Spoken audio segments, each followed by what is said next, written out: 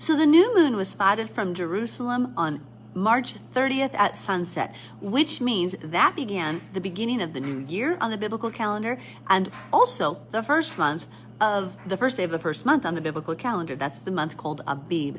Therefore, beginning the 30th at sunset, we have the first day of Abib. Now, looking at April's calendar, not Abib, this year we want to look at what are the biblical holidays. Now, right here, the 13th of April is actually the 14th of Abib, and this is the day of Passover.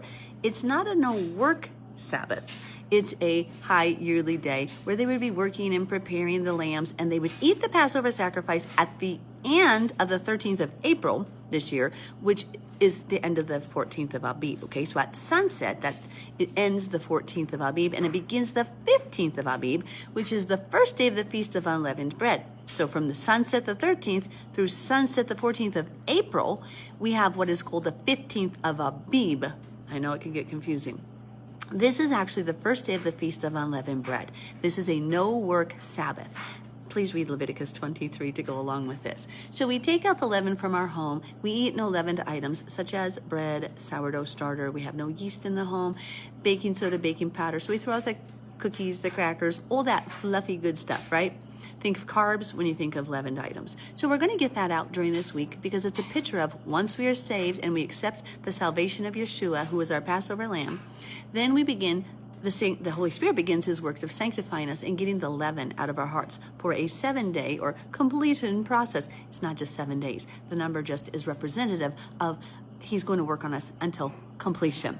Now, what we have then is the final day of the Feast of Unleavened Bread is April 20th, but it actually begins at sunset on the 19th. So from the sunset the 19th through the sunset the 20th, we have what is the 21st of Abib, and that's the final day of the Feast of Unleavened Bread.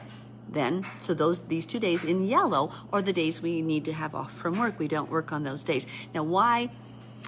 Oh, well, let me explain this also. So on the 20th, is also this year the Feast of First Fruits. Now, the year Yeshua was here, Passover fell on the calendar right over here on a Wednesday night. That's when it ended. So he had 3 nights and 3 days in the grave. This year, it's kind of cycled a little bit differently. So we don't have the 3 nights and 3 days between Pesach or Passover and First Fruits this year, Habikurim.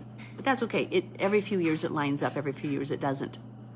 So right here, we have, though, this year, both a double, we're going to have the Feast of First Fruits along with the last day of the Feast of Unleavened Bread. So you wouldn't normally have to take the Feast of First Fruits off because it's a high Moedim, but not a Sabbath, but this year we do. I hope that makes sense. God bless you all. Happy New Year.